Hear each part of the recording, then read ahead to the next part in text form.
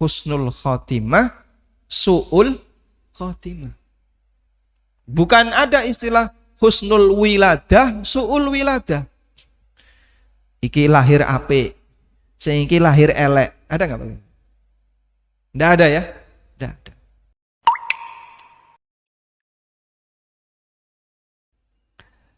Baik, kajian kita temanya sebagaimana yang diminta oleh panitia, memperbanyak kebajikan di usia senja. Kenapa harus memperbanyak kebajikan di usia senja? Ora ket nom ket dhisik-dhisik. Ya memang karena ini momennya adalah kumpulan orang-orang yang sudah di usia senja. Usia senja gak jaminan Pak, kalau nanti akan lebih cepat masuk ke kuburan. Karena tidak ada kuburan yang dikhususkan bagi mereka yang sudah tua. Kita punya peluang mati yang sama. Antara saya dengan Bapak Ibu semuanya punya peluang mati yang sama. Mungkin Bapak Ibu duluan, setelah itu baru saya, atau saya setelah Bapak Ibu. Baik, saya akan lebih fokus membahas firman Allah Subhanahu wa taala. Monggo engkang kagungan mushaf atau yang di HP-nya ada WA-nya, wawasan Al-Qur'an. Silakan dibuka surat Fatir ayat 37. Surat Fatir ayat 37. Pun kepanggih, Pak? Dereng, monggo. Allah Subhanahu wa taala berfirman, surat Fatir. Surat Fatir nomor pinten, Pak? 35. Nomor? Surat Fatir 35. Ayat yang ke-37. Nggih. Allah Subhanahu wa taala berfirman, wahum yastarikhuna fiha. Nalikane wong-wong kafir itu berada di dalam neraka. Wahum yastarikhuna fiha. Mereka bengak-bengok, teriak-teriak. Apa yang mereka minta? Rabbana akhrijna na'mal salihan ghairal ladzi kunna na'mal. Wahai Rabb kami ya Allah, akhrijna, keluarkanlah kami dari neraka. Na'mal salihan, agar kami bisa melakukan amal saleh. Ghairal ladzi kunna na'mal, sing dhisik durung sempet tak kerjakan. Yang dulu belum sempat kami lakukan. Dan amal terbesar yang belum sempat dilakukan oleh orang kafir apa, Pak? Menjadi mukmin. Sehingga disebutkan dalam sebagian keterangan ahli tafsir, andaikan orang kafir itu dikeluarkan oleh Allah dari neraka hanya dalam waktu sesaat, lalu dikembalikan ke dunia, dikasih kesempatan, kamu hanya boleh hidup dalam waktu semenit. Mari ngono mati, bar mati, nanti ada hisab. Maka kesempatan 1 menit yang dia diberikan oleh Allah Subhanahu wa taala untuk kembali hidup itu akan dipakai untuk bersyahadat. Jadi wong mukmin agar amal yang dia lakukan diakui oleh Allah Subhanahu wa taala. Sebab syarat untuk bisa masuk surga paling utama adalah ini, menjadi orang yang beriman. Kemudian Allah Subhanahu wa taala memberikan jawaban. Awalam nu'ammirkum ma yatadakkaru fiha man tadakkara wa ja'akumun nadhir fadhuku fama lidh-dhalimina min nasir. Awalam nu'ammirkum, bukankah aku telah memberikan umur kepada kalian? Bukankah aku telah memberikan usia kepada kalian? Ma yatadakkaru fihi man tadakkar, dalam rentang waktu yang panjang, sehingga orang yang bisa mengambil pelajaran, dia bisa mendapatkan pelajaran dari umur yang telah Allah berikan kepadanya. Orang yang cerdas yang bisa mengambil pelajaran, Dia bisa mengambil pelajaran dari usia yang panjang yang Allah berikan kepadanya. Waja'akumun nadhir, dan telah datang an-nadhir kepada kalian.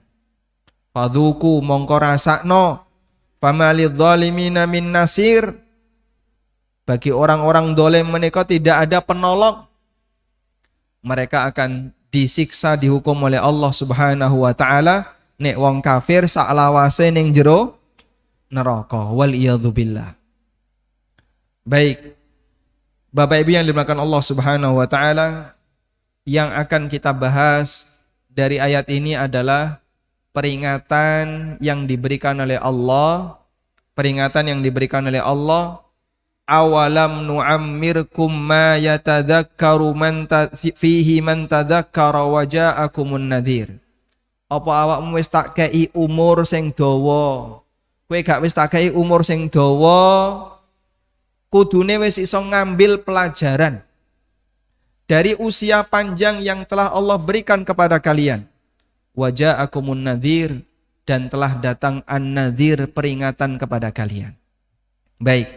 Saat ini kula buka nih tafsir Ibnu Katsir, Pak. Bapak Ibu yang dimuliakan Allah Subhanahu wa taala, usia salah satu di antara yang nanti akan dihisab kelak di yaumil akhir. Umur yang diberikan oleh Allah salah satu di antara yang nanti akan ditanyakan oleh Allah di hari kiamat. Seperti yang pernah disabdakan Nabi sallallahu alaihi wasallam wonten ing setunggalipun hadis riwayat Tirmidzi, Rasulullah sallallahu alaihi wasallam pernah bersabda, la tazalu qadama 'abdin yaumal qiyamah. Sesuk nalikane kiamat, kaki seorang hamba enggak bakalan geser selangkah pun sampai dia ditanya oleh Allah taala tentang 4 hal. Salah satunya kata Nabi sallallahu alaihi wasallam, wa an umrihi fima afna. Dia akan ditanya oleh Allah tentang umurnya, untuk apa umur itu dia gunakan. Jadi sing kira-kira dikai umur dawa, pertanyaannya luwih oke. Sing umure luwih cendak, lebih pendek, pertanyaannya berarti lebih sedikit. Karena kaidah dalam masalah hisab, yang nikmatnya banyak, tanggung jawab hisabnya lebih besar. Sampai ada sebuah hadis riwayat Muslim, Nabi SAW pernah menyebutkan, al-mufuqara minal muhajirin. Wong-wong sing fakir di kalangan para muhajirin. Muhajirin niku sinten, Pak? Para sahabat yang berhijrah meninggalkan kampung halamannya untuk datang ke kota Madinah dalam rangka mendukung Nabi Muhammad SAW. Yadkhulunal jannata bi arba'ina sanatan qabla agniyaihim. Wong miskin di kalangan muhajirin melbu swarga luwih cepet 40 tahun lebih awal dibandingkan orang kaya di kalangan muhajirin. Podo-podo muhajirin, tapi sing siji melbu swarga luwih cepet timbangane koncone. Kenapa? Karena masalah selisih kekayaan. Wong sugih, dia dikasih oleh Allah kenikmatan berupa dunia, nanti akan menjalani hisab yang lebih panjang dibandingkan orang yang miskin. Maka secara kaidah berarti nek ngono, wong sing entuk nikmat luwih dawa, luwih banyak, harus bersiap diri untuk menjalani hisab lebih panjang dibandingkan nikmat yang lebih sedikit. Termasuk diantaranya nikmat umur. Maka sing usianya sudah 60 ke atas, atau yang 55 ke atas, yang sudah mulai pensiun, mulai mikir ya, kira-kira nanti pertanyaan Allah seperti apa untuk usia yang Allah berikan kepadaku. Baik, sekarang kita akan membaca keterangan dari Ibnu Katsir. Ada pernyataan yang pernah disampaikan oleh Ibnu Abbas radhiyallahu anhuma. Kata Ibnu Abbas radhiyallahu anhuma, Allah memberikan uzur kepada manusia di usia muda dia. Karena sing jenenge cah nom kan biasanya, Pak, emosinya masih belum stabil. Syahwatnya masih besar. Masih banyak cita-cita yang ingin dia dapatkan. Leng golek donya bayangane sik ado.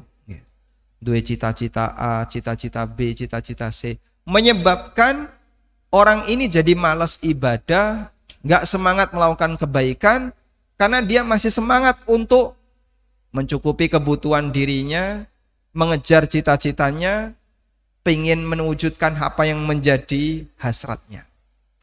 Itu dikasih udzur, dikasih toleransi sampai batas waktu tertentu.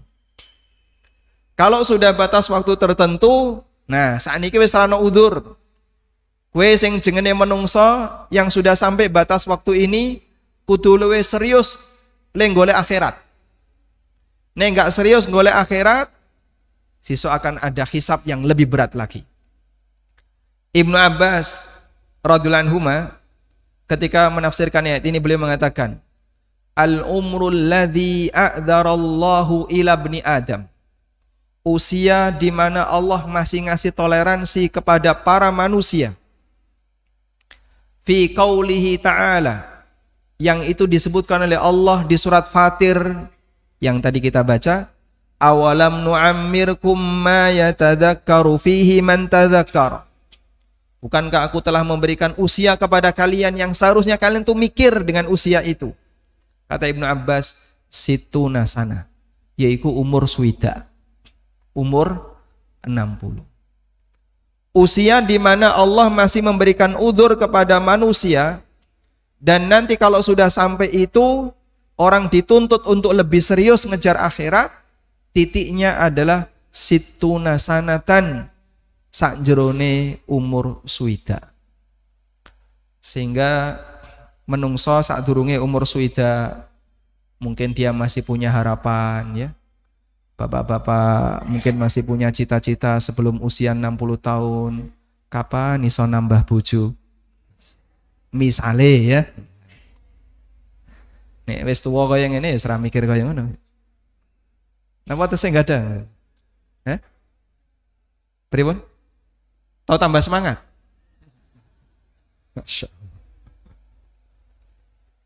Mungkin dulu waktu usianya masih 40 tahun ya. Masih punya banyak keinginan, pengen ini. Karena sebab terbesar orang itu berbuat maksiat adalah karena keinginan dan nafsunya. Saya pengen ngene, saya pengen ngono, akhirnya yang haram diterjang. Yang riba diterjang. Harta-harta yang terlarang diterjang. Kenapa, Pak? Karena semangat dia, tamaknya dia terhadap dunia.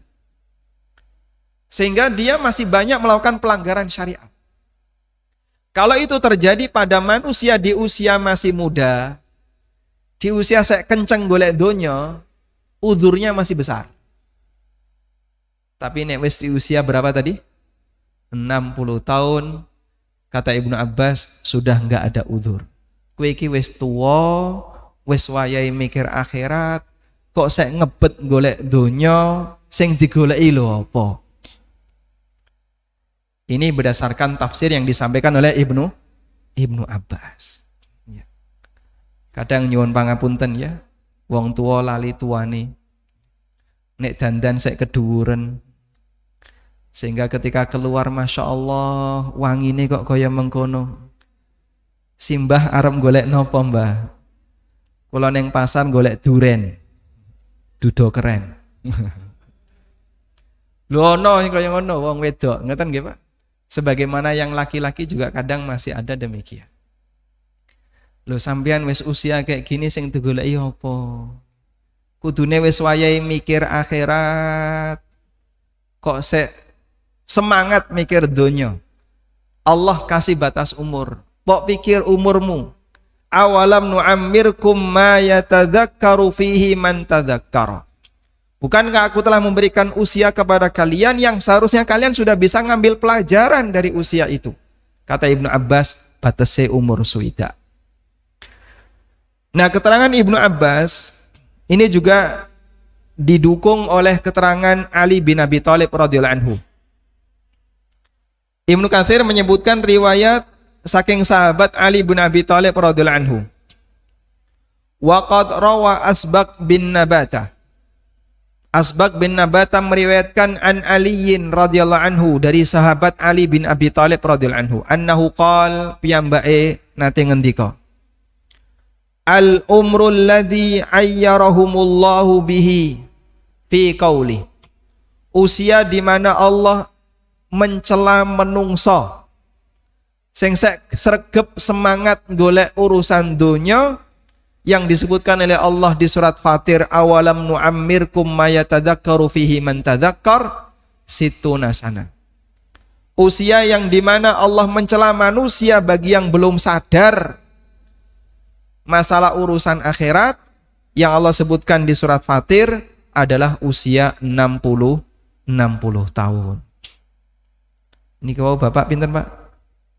58. Kirang 2 tahun Pak ya. Masih ada kesempatan. Pripun? Mau punya rencana apa? Cuman nyuwun pangapunten ya. Cara menghitung usia itu pakai perhitungan tahun Hijriah. Bukan tahun Masehi. 58 nek Hijriah, 58 Masehi nek Hijriah, jenengan hitung saja ya. 11 hari ping 50. Karena setahun Masehi selisih pinten dinten Pak? 11 hari dengan perhitungan kalender Hijriah. Makanya ngitungnya mundur. 58 berarti nek Hijriah kurang lebih swidak telu. Wah. Oh nek ngono padha mawon nggih. Nggih, niki kedah pun hati-hati ya. Bahwasanya usia di mana Allah ngasih udzur kepada manusia adalah ketika dia sudah mencapai 60 tahun. Nek wis sak ndure 60 tahun dalam perhitungan kalender Hijriah kudu hati-hati. Nabi SAW juga pernah bersabda dalam hadis riwayat Bukhari. Rasulullah SAW pernah bersabda, "A'dzarallahu azza wa jalla ila mri'in." Allah memberikan uzur kepada hamba. Akhara umrahu, yang ditunda kematiannya. Hatta balagahu sittina sanah, sampai hamba itu mencapai usia 60 tahun. Artosipun nek wis usia swidak wis kudu mikir awakmu iki wis dekat dengan kuburan, wis kudu mikir sangu sesuk nek bar mati, jangan masih menjadi orang yang terlalu bernafsu tamak terhadap dunia. Hadisnya riwayat Bukhari. Demikian pula dalam hadis dari Abu Hurairah radhiyallahu anhu yang diriwayatkan oleh Imam Ahmad, Rasulullah sallallahu alaihi wasallam pernah bersabda, "Laqad a'dzarallahu ila 'abdin ahyahu hatta balagha sittin. Laqad a'dzarallahu ilaihi laqad a'dzarallahu ilaihi." Allah masih memberikan uzur kepada hamba yang dikasih kesempatan hidup sampai usia 60 tahun. Sungguh Allah telah memberikan uzur kepadanya, sudah diparingi urip 60 tahun, dikasih kesempatan untuk bertobat, nek wis umur swidak gendang eling mati. Masya Allah. Ini tolong dicatat baik-baik, dihafalkan. Berarti awak dhewe iki wis kudu waspada, eling lan waspada, karena Allah sudah tidak lagi ngasih uzur. Nek usian 30 tahun ya, masih mikir jauh terhadap masalah dunia, itu mungkin masih normal, cah nom. Usia 40 tahun, wah itu Masya Allah puncak produktifnya.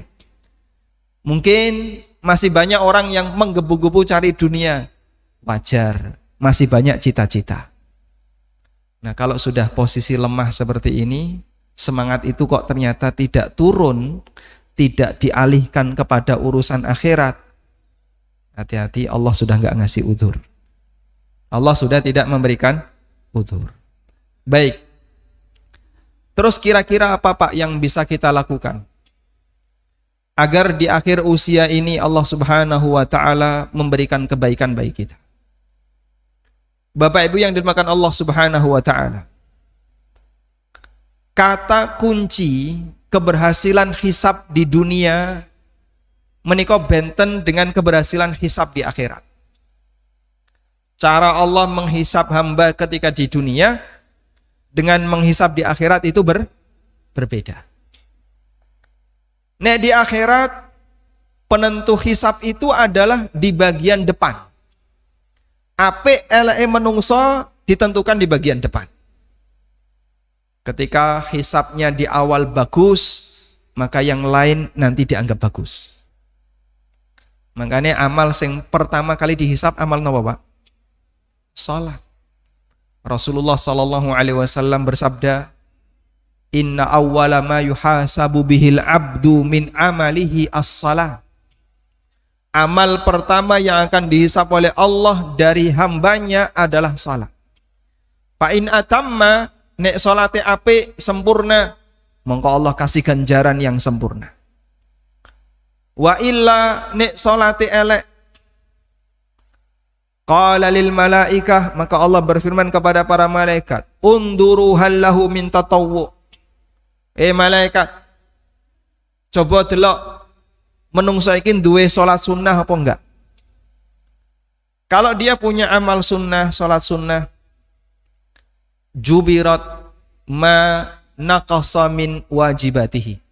Mongko amal sunnah tadi dipakai untuk nutupi amal-amal sing kurang dalam melaksanakan yang wajib. Makanya Bapak Ibu, meskipun sholat niku hukumnya sunnah, tapi ojo sampai diremehkan. Ibu-ibu biasanya nek sholat jamaah teng masjid napa teng griya? Teng dalam napa teng masjid? Di rumah. Ada yang di rumah, ada yang di masjid. Biasanya kalau di rumah, kadang ada sebagian orang sing rodok males, Pak. Karena koncone ra ono. Salat zuhur pinten rakaat? Ya 4 rakaat. Ora mbok tambahi sunnah, ya 4 rakaat. Ya kudu ditambahi sunnah. Nah, karena enggak ada temannya, kadang merasa malas. Maka kalau bisa yang sunnah tolong jangan ditinggalkan. Fungsi salat sunnah nutupi kekurangan sakjroning amal wajib yang mungkin tidak kita lakukan dengan baik. Kita akan yakin ya, yang namanya manusia itu dalam beramal pasti ada yang kurang. Kita nggak pede selesai beramal. Mongko rampung beramal, kita membaca istighfar. Astaghfirullah, astaghfirullah, astaghfirullah. Allahumma antas salam wa minkas salam, tabarakta ya dzal jalali wal ikram. Yang saya baca ini persis seperti riwayat Muslim. Persis seperti hadis yang diriwayatkan oleh Muslim. Baik, kembali ke sini. Sedangkan dalam urusan, kalau tadi ya, dalam urusan akhirat, penentu baik dan buruknya itu ditaruh di depan. Nek hisape apik ning ngarep, nanti sing buri-buri dianggap bagus. Kalau di dunia berbeda ternyata. Standar di dunia, baik dan buruknya ditaruh di belakang penentunya. Nek pucuke apik, sing ngarep dinilai apik. Nek pucuke elek, dianggap elek kabeh. Mongko ada istilah husnul khotimah, su'ul khotimah. Bukan ada istilah husnul wiladah, su'ul wiladah. Iki lahir apik, sing iki lahir elek. Ada enggak Pak? Enggak ada ya? Enggak ada. Kita tidak ditentukan di awal baik dan buruknya, tapi ditentukan di akhir. Sedangkan bagian awal, semua orang yang namanya manusia, dia punya masa silam. Saya punya masa silam, Bapak Ibu juga pernah punya masa silam. Dan masa silam kita ada yang baik, ada yang buruk. Itu masa silam. Tapi yang sedang kita hadapi adalah masa sekarang dan nanti ke depan. Tanggung jawab kita yang sekarang sedang kita hadapi dan besok ke depan yang akan kita hadapi. Mongko penentu baik dan buruk dari amal hamba nalikane ning donya itu ditentukan di bagian akhir. Dalilin apa, Pak? Dalilnya hadis Nabi sallallahu alaihi wasallam riwayat Bukhari. Nabi sallallahu alaihi wasallam pernah bersabda, "Innamal a'malu bil khawatim." Innamal a'malu bil khawatim. Sak temene sing menentukan apik eleke amal itu adalah penghujungnya. Nek pucuke apik kabeh dianggap apik, pucuke elek kabeh dianggap elek. Mongko perjuangan kita sampai kapan, Pak? Perjuangan kita sampai kapan? Sampai kapan? Sampai mati. Perjuangan kita sampai mati. Sebab di ujung itulah yang menentukan apakah kita dianggap sebagai orang yang baik di hadapan Allah, ataukah justru sebaliknya dianggap sebagai orang yang buruk di hadapan Allah Ta'ala. Dan gak jaminan Bapak Ibu, sing apik nalikane sek enom nanti apik ketika meninggal dunia. Sebaliknya pula gak jaminan nalikane sek enom dhisik elek ya, dhisik rodok preman ya, seneng jiko nopo misalnya korupsi dana perusahaan tapi ora kondo misalnya. Gak jaminan nanti akhir hidupnya akan jadi jelek. Semua penentunya ada di bagian akhir, dan di bagian akhir itulah perjuangan kita. Innamal a'malu bil khawatim. Sak temene sing menentukan baik dan buruknya amal adalah di bagian penghujungnya. Karena itulah para ulama banyak memberikan nasihat kepada kita agar ujung hidup kita dijadikan sebagai ujung terbaik.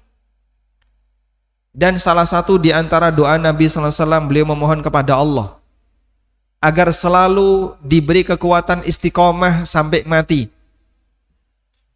Nabi sallallahu alaihi wasallam rajin berdoa dengan kalimat ya muqallibal qulub. Pripun lanjutannya, Pak?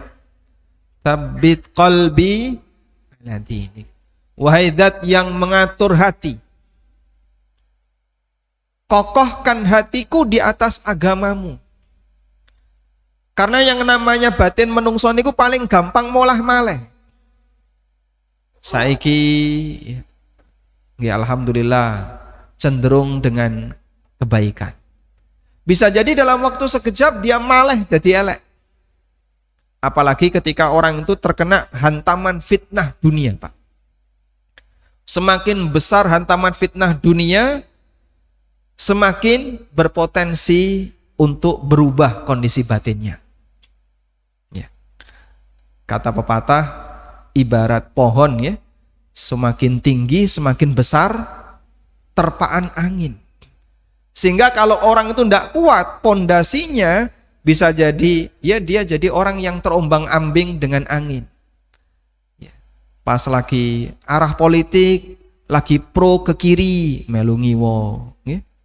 Nanti pro mengguri, melu mundur mengguri.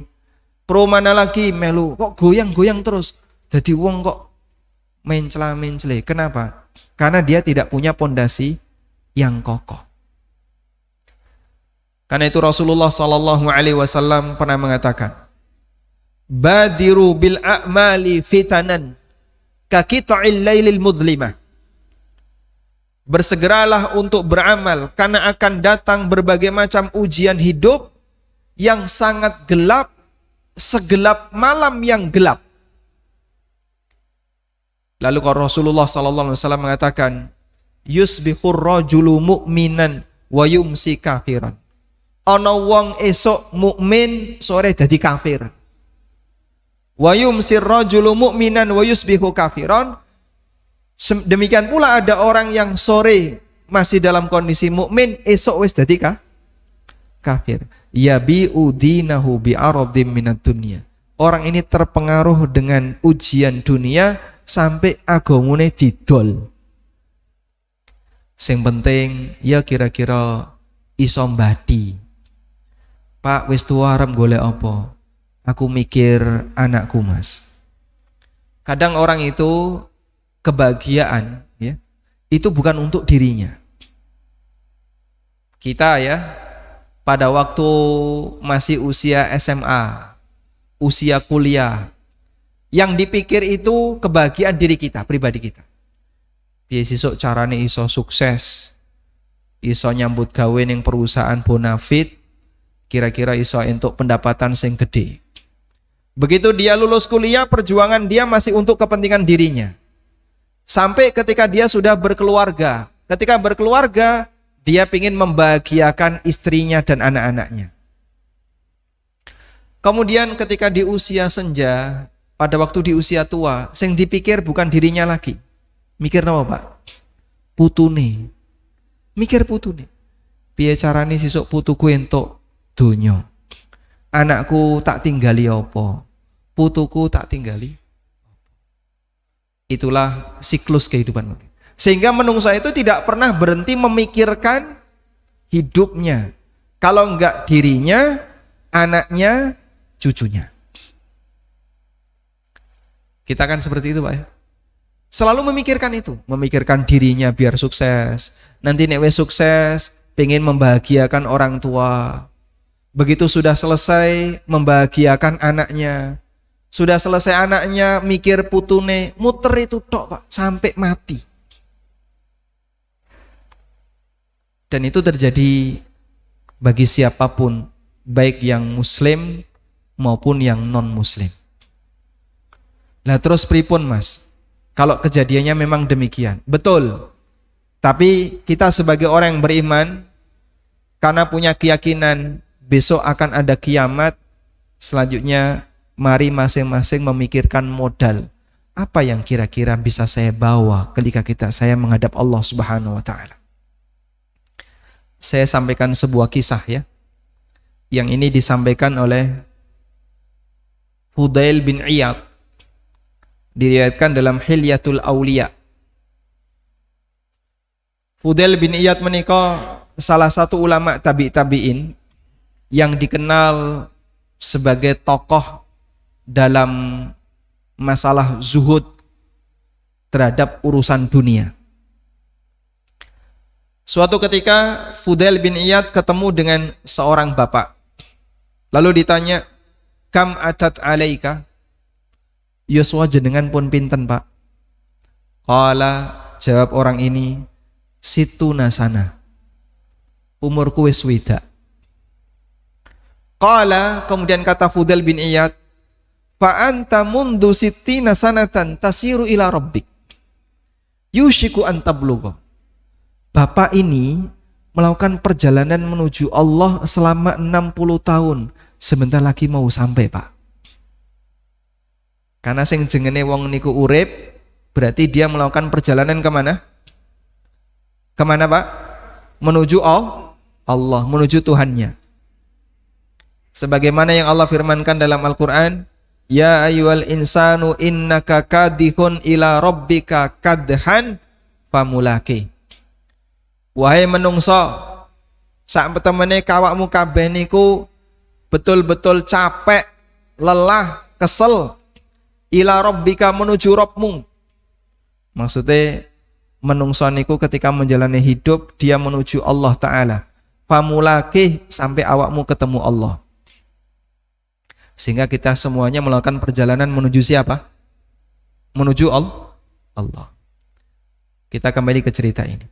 Panjenengan sudah melakukan perjalanan suwene swidak tahun menuju Allah, sebentar lagi jenengan akan sampai. Faqala ar-rajul, maka orang ini spontan langsung mengucapkan, "Innalillahi wa inna ilaihi raji'un." Faqala al-Fudail, maka Fudail tanya, "Bapak tadi ngomong apa?" "Innalillahi wa inna ilaihi raji'un." "Ata'rifu tafsira?"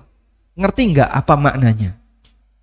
Ngerti apa makna innalillahi wa inna ilaihi raji'un? Lalu Fudail menjelaskan tafsirnya. Innalillahi abdun. Innalillahi sak temene awak dhewe niki milik Allah.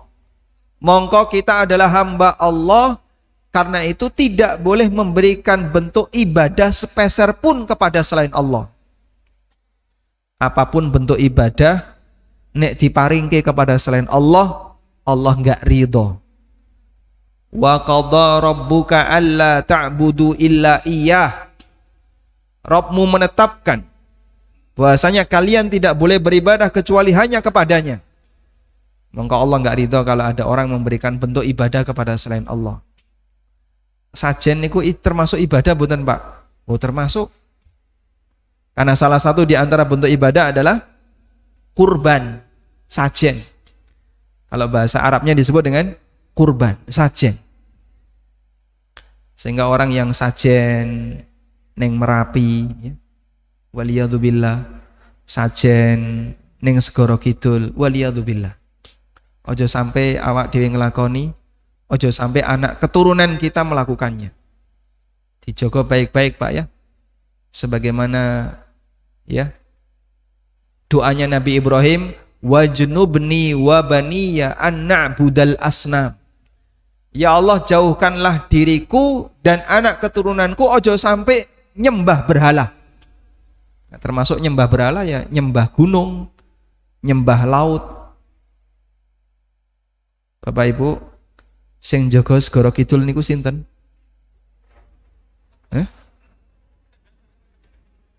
Sinten? Sing jaga Segoro Kidul niku sinten? Nyi Roro Kidul.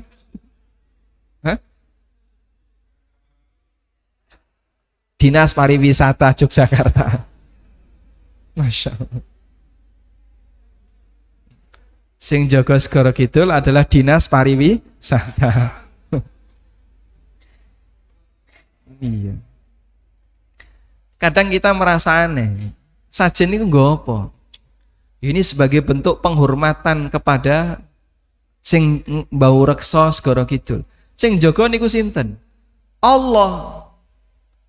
Lah kalau sing jaga Allah kok cara memberikan persembahan seperti ini? Ini persembahan kepada selain Allah, bahaya besar. Sing jaga Merapi nggih Allah.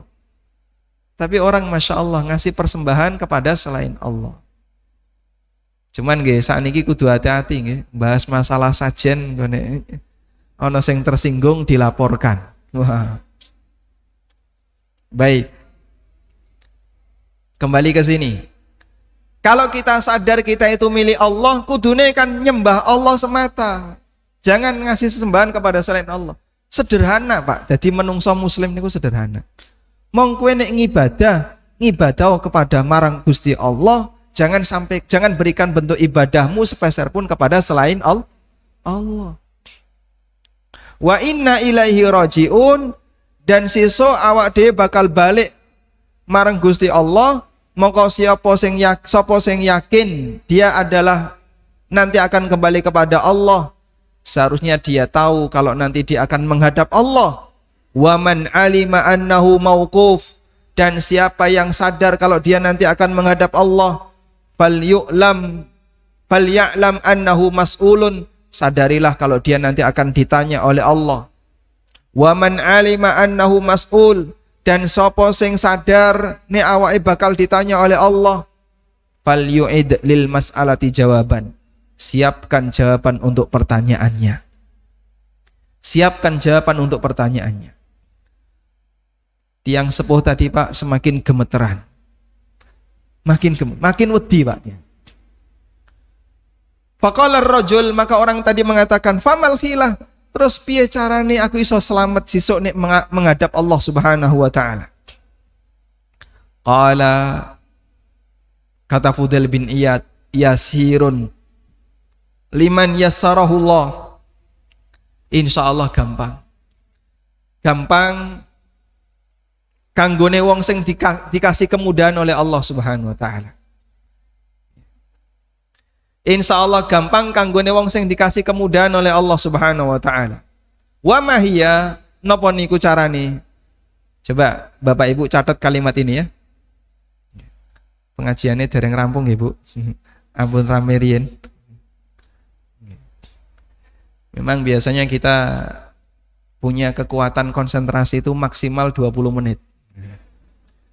Wis 20 menit niku wis golek acara liyane ya. Boten insyaallah boten dangu. Baik. Qala, kata Fudail bin Iyad, tuhsin fima baqiya yughfar laka ma madha. Awakmu kudu memperbaiki dirimu di sisa usiamu. Perbaiki dirimu di sisa usiamu. Yughfar laka ma madha, maka akan diampuni untukmu dosa-dosa yang telah lewat. Fa innaka in asa'ta fima baqiya, karena kalau kamu di sisa usiamu rakaruan, masih sibuk dengan perbuatan maksiat, saya seneng nonton dangdutan, kadang ibu-ibu ya nonton drakor. Napa drakor, Bu? Hah? Lo ngerti ngono kok ya? Berarti wis tahu nonton. Nyenengke ya Pak Ustadz nih ditonton. Wah niku bahaya niku. Fa innaka in asa'ta fima baqiya, karena kalau awakmu rakaruan di sisa usiamu, ukhitta bima madha wa bima baqiya, kowe bakal dihukum oleh Allah dengan dosamu di masa silam dan dosamu yang akan datang. Jadi teori ujung akhir yang bagus itu dijelaskan di sini. Sehingga prinsipnya adalah perbaiki di sisa usia kita agar Allah mengampuni kesalahan-kesalahan kita di masa silam. Karena kita semuanya punya sejarah, punya masa silam yang mungkin nggak bagus. Dhisik Pak Ustaz nalikane aku senom nglakoni kaya ngene. Pak, yang punya pengalaman yang sama mungkin tidak hanya Bapak. Ibu yang punya pengalaman yang sama mungkin tidak hanya ibu, masih banyak yang lain yang punya pengalaman yang sama. Siapa sih yang nggak punya masa silam? Kita semuanya punya. Orang punya masa silam yang mungkin masa silam itu penuh dengan maksiat, penuh dengan pelanggaran syariat. Tapi sekarang kita bicara saat ini dan besok yang akan datang. Perbaiki sisa usiamu agar Allah mengampuni dosa-dosamu sekarang dan di masa silam. Fa innaka in asa'ta fima baqiya, karena awakmu bertahan dalam kondisi buruk di sisa usiamu, ukhitta bima baqiya wa bima madha, kamu akan dihukum oleh Allah di sisa usiamu dan plus dosamu di masa silam. Mongko wong niku apik di sisa usianya, dia mendapatkan husnul khatimah, insya Allah dosa-dosane di masa silam dimaafkan. Itulah perjuangan kita sampai akhir hayat jamaah. Baik, selanjutnya Pak kasih tips apa yang bisa kita lakukan agar kita bisa memperbaiki diri kita di sisa usia kita. Kita masing-masing tidak tahu apakah masih panjang menjalani hidup ini ataukah tinggal sesaat lagi. Tidak ada manusia yang tahu berapa sisa usianya. Yang usia 58, yang usia 70, masing-masing dikasih usia sisa oleh Allah, sisa usianya. Tapi enggak jaminan sisa usia yang 58 lebih panjang dibandingkan yang 70. Berarti yang dimaksud sisa usia itu kapan, Pak? Yang dimaksud sisa usia itu kapan? Sekarang. Inilah sisa usia kita. Sekarang inilah sisa usia kita. Baik. Apa yang bisa kita lakukan? Yang pertama, Bapak Ibu silahkan pilih amal sederhana yang ringan yang bisa dirutinkan. Amal ringan, sederhana yang bisa dirutinkan. Kalau sudah jadi rutinitas, ojo sampai absen, ojo sampai bolong. Istiqomah dilakoni terus. Sebagai bentuk selalu ingat Allah dalam setiap saat. Karena amal yang dicintai oleh Allah itu amal sing langgeng meskipun sedikit. Nabi SAW nanti paring dawuh, ahabbul a'mali ilallah adwamuha wa inqalla. Amal sing paling disenangi oleh Allah adalah amal sing paling langgeng meskipun raketang saidik, Pak. Mas, kula niki nek kon poso sunnah kok ya ra kuat rutin. Tapi nek kon salat duha insyaallah saged. Apa ada waktu kosong waktu duha? Betul. Baik. Jadikan sebagai amal rutin, Pak. Duha berapa rakaat sing jenengan sanggup rutinkan? Insyaallah 36 rakaat. Yo aja kokean kaya ngono, Pak. Ora kuat. Lah pinten? Yang lebih sederhana. Nggih, pinten, Pak? 4 atau 6, monggo. Yang penting rutin. Meskipun tiap hari cuma 2 rakaat. Kula niku sagete mong 2 rakaat, Mas. Kayak aku saya nyambut gawe dhisik niku, anggere ana jam kantor kosong, tak sempatkan sholat duha 2 rakaat. Bagus. Berarti selanjutnya Bapak kerjakan terus setiap hari 2 rakaat sholat duha. Mbah jenengan niku safar, mbah jenengan niku di rumah, baik dalam kondisi sehat, meskipun sakit, berbaring di atas kasur, duha eling 2 rakaat. Niku terus, Pak, sampai akhir hayat. Ini jadi amal andalan. Sudah? Dan Rasulullah sallallahu alaihi wasallam pernah menyebutkan, khudzu minal a'mali ma tutiqun. Silahkan kalian ambil salah satu amal dari sekian banyak amal itu yang mampu kalian rutinkan. Fa innallaha la yamallu hatta tamallu. Karena Allah tidak pernah bosan untuk ngasih pahala kepada kalian sampai kalian bosan beramal. Nah, nalikane hamba itu punya rutinitas seperti ini, puncaknya sampai dia nggak bisa melakukannya karena uzur yang berat, tetap dikasih pahala. Rasulullah sallallahu alaihi wasallam pernah bersabda, "Idza maridal abdu aw safara kutiba lahu ma kana muqiman sahiha."